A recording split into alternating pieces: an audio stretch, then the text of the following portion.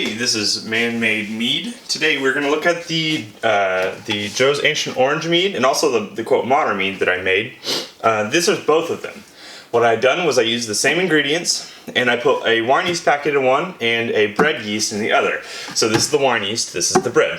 And I haven't done a video on a couple days, but what I had done was I noticed the wine yeast was flying and I was worried about it fermenting out all of the sugars. So what I did about day 3 of fermentation 4, it had dropped down to about 1.03, and I went ahead and cold crashed it. So I threw it in my what it's sitting on right now, which is my freezer. That's my temperature controlled freezer. And then I left the bread yeast in there because I felt like, oh yeah, this is not going to ferment out completely. And I'd done a couple tests, and as of a couple days ago, it had not.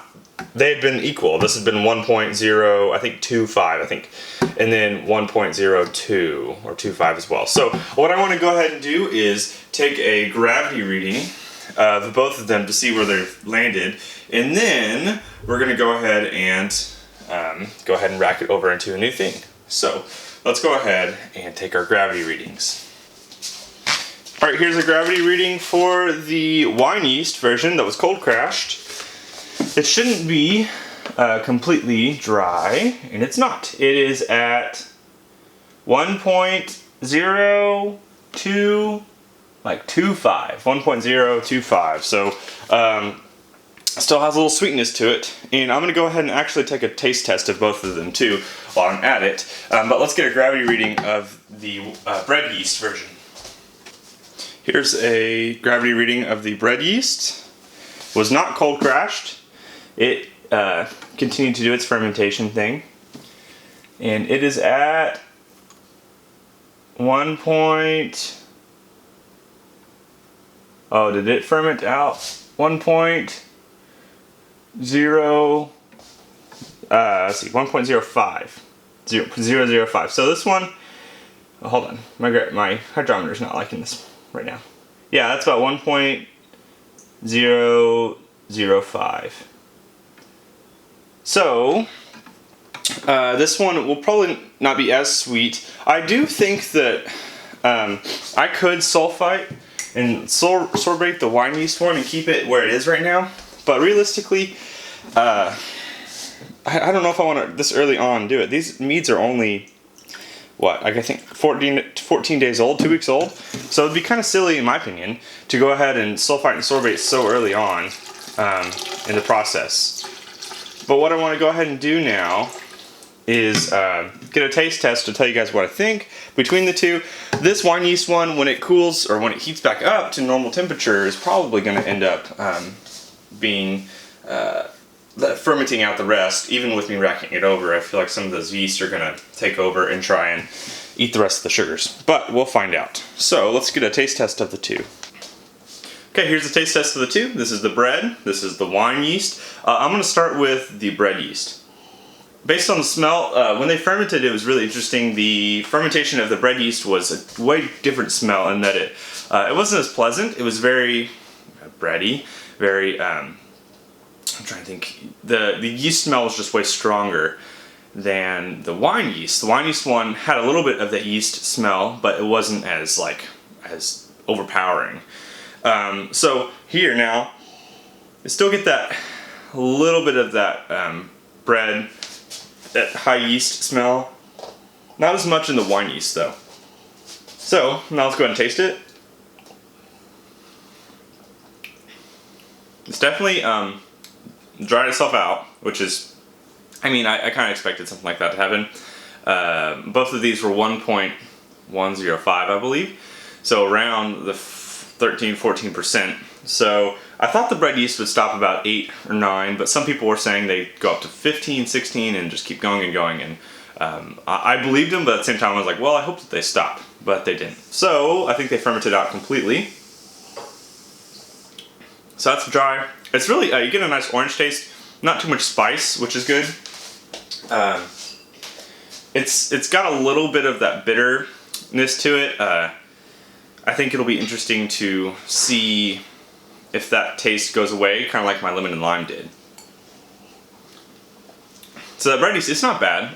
It's not it needs a little sweetness to help it out. Here's the wine yeast one. Definitely sweeter. This one's a little easier to drink because of that. It doesn't have as much tang, bite to it. Medium body. You don't really taste the alcohol content in either of them. Yeah. I would say honestly I prefer this one. It's like that 1.02 range, so it's just a little sweet. Not too much. I'll probably have to back sweeten this one eventually, but this is still part of the test to see how the yeast change. And I do think the orange flavor in this wine yeast one is a little bit stronger.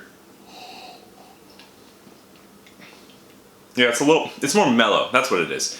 This is more aggressive. The bread yeast got that orange taste to be more aggressive, and the spices to poke out. I feel like it magnified everything, all the tastes profiles just quite a bit. Where this kept them pretty mellowed out, pretty smooth. And I would say if I were preferring one, I'd prefer the wine yeast one right now. Now, it helps that it's a little bit sweeter, so maybe that takes some of the edge off, but I don't know. I'm curious to see if this one will end up fermenting out.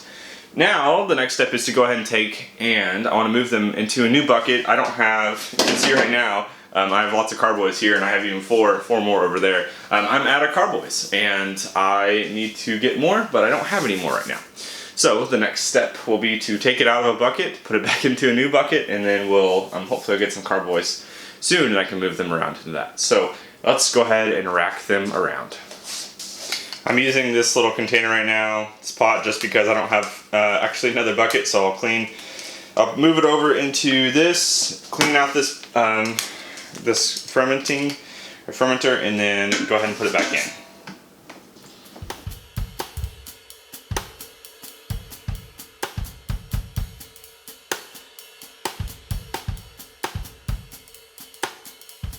Okay, so what I've done is I skipped over all the process of me moving it over for you guys because realistically it's really boring. And I basically I have this red funnel I really like, this right here. It's got a grate at the bottom, and that helps me kind of sift out anything that could muddy up the mead further. And so what I've done, this is the wine yeast, this is the bread yeast version. They look very similar. Before I racked this, the bread yeast was much clearer, and I think that is partially because it wasn't cold crashed and whatnot. So now these are going to sit for a little while, and I want to make sure that they hopefully don't age in these. I'm gonna get some more carboys. I just need to go ahead and do that. But they're going to age in some glass carboys. I'm gonna let them sit for a while. They'll settle. I'll rack them over more, and hopefully start to get them to be clear over time. If not, I'll start to add some pectic enzyme. I should have in the first place, but I didn't. And so I can add some pectic enzyme, and that will hopefully help these things clear out. And if that doesn't work, I can always use bentonite and various other things. But this test is really interesting, and I think that this one being the bread yeast, now that it's going to cool down, or heat back up, excuse me, it might end up fermenting out, and we'll find out. I don't really want to use anything to stop the fermentation just yet. I think it's a little silly, and especially for this test. So I was hoping the bread yeast would stop on its own at about 1.02, but it didn't.